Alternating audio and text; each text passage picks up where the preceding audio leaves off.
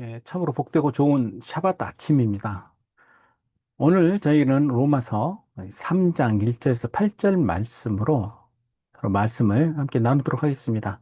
로마서 3장 1절에서 8절 본문을 우리 함께 읽어보고 그리고 말씀을 함께 들어가도록 할게요. 그런즉 유대인의 나음이 무엇이며 할례의 유혹이 무엇이냐? 범사에 많으니 우선은 그들이 하나님의 말씀을 맡았음이니라. 어떤 자들이 믿지 아니하였으면 어찌하리요? 그 믿지 아니함이 하나님의 미쁘심을 패하겠느냐? 그럴 수 없느니라. 사람은 다 거짓되되 오직 하나님은 참되시다 할지어다.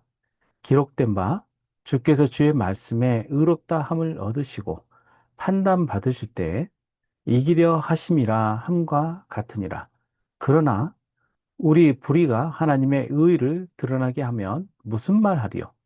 내가 사람의 말하는 대로 말하노니 진노를 내리시는 하나님이 불의하시냐? 결코 그렇지 아니하리라. 만일 그리하면 하나님께서 어찌 세상을 심판하시리요? 그러나 나의 거짓말로 하나님의 참되심이 더 풍성하여 그의 영광이 되었다면 어찌 내가 죄인처럼 심판을 받으리요? 또는 그러면 선을 이루기 위하여 악을 행하자 하지 않겠느냐? 어떤 이들이 이렇게 비방하여 우리가 이런 말을 한다고 하니 그들은 정죄받는 것이 마땅하니라. 아멘.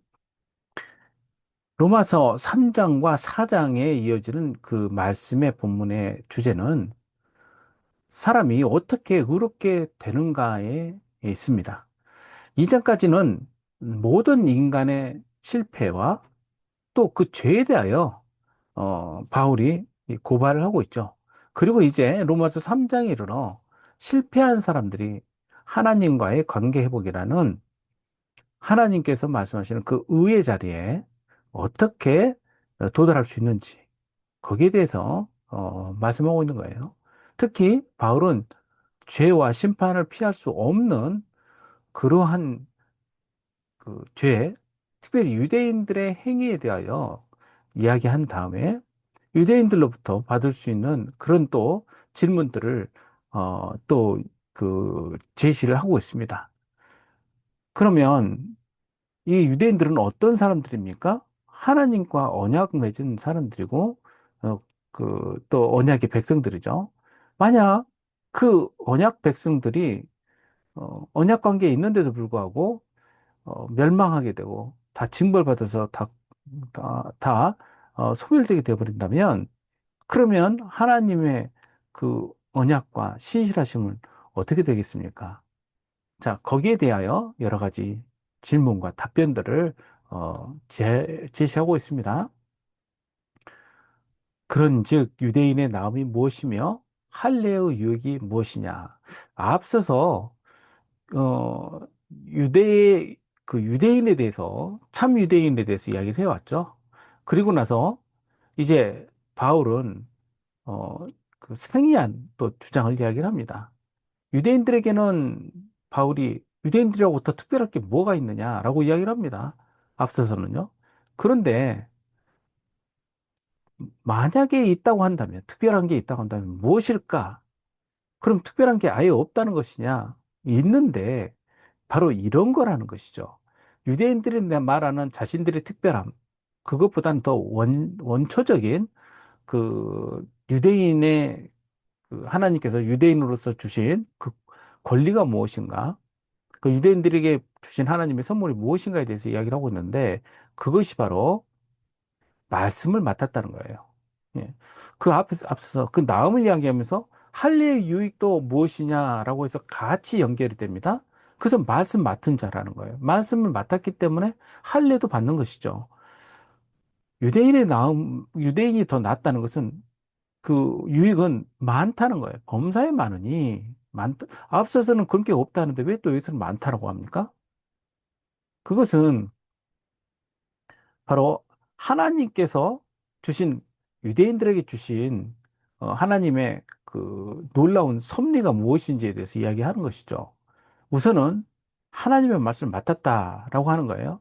여기서 말씀으로 번역된 것이 여기서는 로고스가 아니라 로기아라고 하는데, 로기아라는 것은 일반적으로 그 말씀만 말하는 게 아니라 로고스처럼 하나님께서 주시는 그 계시까지 포괄적으로 말하는 그 의미가 바로 이 로기아에 담겨 있습니다. 그러니까 이 모세 오경을 비롯한 구약에 있는 말씀들, 그런 또 율법들만 말하는 것이 아니라 선지적 전통에서 하나님의 뜻이 담겨 있는 그 계시까지 포함하고 있는 것이죠. 예. 그래서 유대인의 나옴은 무엇이냐? 하나님께 계시를 받은 것이죠. 하나님께 말씀을 받은 것이죠.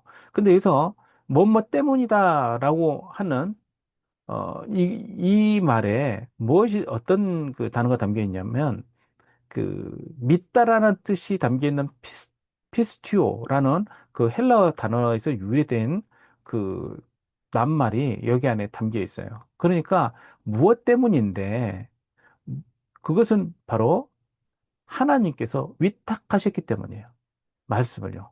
위탁하였다는 뜻이 바로 믿으셨기 때문이라는 거예요. 여기서 믿다라는 단어인 피스튜어가 이 안에 담겨 있는 거예요. 그러니까는 맡았다, 위탁하였다는 뜻 안에는 신뢰하다라는 뜻이 담겨 있어요. 그러니까 하나님께서 어, 유대인들이 내가 맡아서 나 권리를 갖고 있어라는 뜻이 아니라 하나님께서 이 말씀을 맡겨주셨다는 거예요. 왜? 그 믿음 때문에, 그 언약 때문에. 그래서 유대인들에게 맡겨주신 거죠. 왜 우리에게 복음의 일을 맡겨주셨습니까? 우리의 믿음 때문이죠. 왜 복음의 능력을 주셨습니까? 믿음 때문이죠. 왜 구원을 주셨습니까? 믿음 때문 아니에요? 어떤 자들이 믿지 아니하였으면 어찌하리요? 그 믿지 아니함이 하나님의 믿부심을 피하겠느냐. 여기서도 역시 믿지 아니하였으면 어찌하리요? 믿지 아니함이라고 하면서 계속 앞서 나왔던 그 단어와 같은 유래를 가지고는 에피스테산, 즉 믿지 않다, 믿음이라는 단어가 여 안에 또 담겨 있어요. 믿어, 믿지 않어. 이렇게 좀 굉장히 반복적으로 끌고 가고 있죠. 예. 그러면서 하나님께서 미쁘시다라고 이야기해요. 너희들이 믿지 않고 믿음이 없다고 할지라도 하나님은 믿으실 만한 분이야. 너희들 나 자신도 못 믿어. 그러나 누구는 믿을 수 있어요? 오직 하나님만 믿을 수 있는 것이죠. 내 감정에 내가 속을 때가 있잖아요. 내 생각에 내가 속을 때가 있잖아요. 그러나 하나님만 신실하시죠. 어떤 사람들이 신실하지 않다고 해서 하나님의 신실하심이 그들과 비교될 수 있는 것은 절대 아니지 않습니까? 결코 그렇지 않잖아요. 그래서 사절에 그럴 수 없느니라 라는 말을 하는 것이죠. 그럴 수 없느니라는 말은, 헬라어에서 굉장히 가장 강한 부정 표현이라고 할 수 있겠어요. 그러니까 여기서 그럴 수 없다는 뜻은 단지 그게 아니야 라는 정도가 아니라 이것은 있을 수 없는 거예요. 불가능한 거예요. 하나님께서 신실하지 않을 수 없는 겁니다. 하나님은 본성이 신실하신 분이에요. 사람은 거짓이 있을 수밖에 없지만 하나님만 참되세요. 그래서 다 거짓되지만 모든 사람은 거짓 가운데 있을 수 있지만 그럴 수밖에 없지만 하나님만 참되신 거예요. 데오스 알레세스. 하나님만 참되신 거죠. 하나님께서 약속을 주셨지만 이스라엘 백성들은 그런 언약을 신실하게 지키지 못해서 이미 언약의 효력을 상실했죠. 그렇게 되면은 한쪽이 약속을 깨졌으니까 깨져버린 것이잖아요. 그러나 그럴 수 없어요. 왜 그러냐면 하나님은 신실하시기 때문에 그렇습니다. 우리가 어떤 부분에서 부족함들이 발견되다 할지라도 하나님께서는 신실하시죠. 그런데 여기에 대해서 오해를 하는 분들이 있어요. 우리가 아무리 막장으로 가도 하나님께서는 끝까지 우리를 붙들어 주셔. 그게 아니고요. 하나님께서 끝까지 붙드시는 선택받은 사람은 막장으로 갈 수가 없는 겁니다. 막장으로 간다는 뜻은 하나님께서 선택한 하나님의 자녀가 아니라는 뜻이에요, 오히려. 여기서 오해를 하면 안 됩니다. 그러나 우리 불의가 하나님의 의를 드러나게 하면 무슨 말을 해요? 그러니까 내가 잘못돼서 하나님 은혜가 더 풍성해지니까 내가 더 잘못해야지. 삐뚤 생각하는 사람도 있을 수 있죠. 또 하나는 유다처럼 어, 그렇게 그런 악한 역할을 한 자가 있어서 하나님의 계획이 드러났어. 이렇게 억지스러운 이야기를 하는 사람들이 있단 말이죠. 그 논리적인 타당성도 없지만 자기들이 그렇게 생각을 하는 거예요. 요즘 보면 정치인들도 그런 말들 하죠. 들어봐도, 우리가 상식적으로 들어봐도 초등학생이더라도 말이 안 되는 이야기를 갖고 우기는 사람들이 있더라니까요. 저 어떻게 저런 생각을 가지고 저렇게 공부를 했을까? 이런 생각들을 해봐요. 대부분 또 법 공부한 사람들입니다. 결코 그렇지 아니하니라. 만약 그래야면 하나님께서 어찌 세상을 심판하리요? 심판하시는 분이 과연 그러면 불의하신 분이십니까? 너무 막 하나님께서 참지 못하고 그 심판하시는 거예요? 그렇지 않죠. 하나님은 길이 참으시는 분이에요. 그럼에도 불구하고 심판은 필요할 수밖에 없는 것은 하나님은 공의로우신 분이시기 때문에 그렇습니다. 그 의로움에는 작은 흠결도 허락할 수가 없는 겁니다.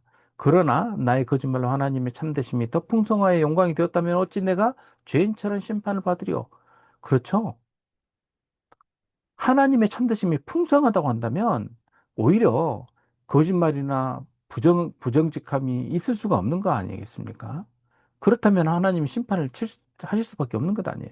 또는 그러면 선을 이루기 위하여 악을 하지 않겠느냐. 어떤 이들이 이렇게 배방하여 우리가 이런 말을 한다고 하니 그들은 정죄받는 것이 마땅하니 정죄받는 것이 마땅하다는 것은 크리마 심판받아야 된다는 뜻이에요. 이런 억지스러운 이야기를 하는 것은 하나님을 모독하는 것이고 하나님을 인정하지 않는 것이죠. 하나님께서도 내가 이렇게 말하는 것을 듣고 그럴 것 같네라고 생각할 것이라는 어리석은 생각하는 거 아니에요? 전지전능하시고 모든 것을 아는 하나님께서 그런 어리석은 말에 넘어가시겠습니까? 그러니까 우리가 죄짓고 실패할수록 하나님의 의로움과 신실함이 더 드러날 것이다라는 억지가 통할 수 있겠냐는 것이죠. 신실하신 하나님께서는요, 오히려 언약 가운데 우리가 어떠한 사람인지를 더욱더 잘 깨닫게 하십니다. 그러면서 오히려 회개의 자리로 부르시죠. 성도 여러분, 이제 우리는 명확히 알아야 됩니다. 우리가 그리스도인 유익은 무엇입니까? 하나님의 그 의로운 말씀으로 이 세상 가운데 복음의 일꾼으로 세움받은 것 아닙니까? 우리는 어떤 사람인지를 생각을 해야 됩니다. 그리고 우리가 믿는 신앙이 이 땅 가운데 어떤 유익을 줄 수 있는 것인지를 보면 우리가 참으로 어떤 사람인지를 깨달아 알 수 있겠죠. 자, 오늘 이 말씀을 가지고 우리는 참으로 마음의 할례 받은 사람으로서 그 할례의 유익, 그리고 말씀을 받은 말씀의 백성으로서 그 유익을 우리가 마땅히 누리고 이 세상 가운데 흘려 보내는 저와 여러분 되시기를 주님의 이름으로 축복합니다. 함께 기도하겠습니다. 아버지 하나님, 내 신앙이 과연 어떠한 신앙인지를 지금 말씀을 통하여 조명하기를 원합니다. 껍질만 남은 신앙이 아닌지, 그리고 내 스스로 기만당하고 있는 것이 아닌지, 하나님의 말씀으로 진리로 명확히 어, 들여다보고 또 깨달아 알아서 하나님의 계약 가운데 충실할 수 있는 저희들 되게 하시고 또 하나님의 그 의로움, 그 유익을 이 온 땅 가운데 선언하고 또 행하는 저희들 되게 하여 주옵소서. 감사드리며 예수님의 이름으로 기도합니다. 아멘. 함께 기도하겠습니다.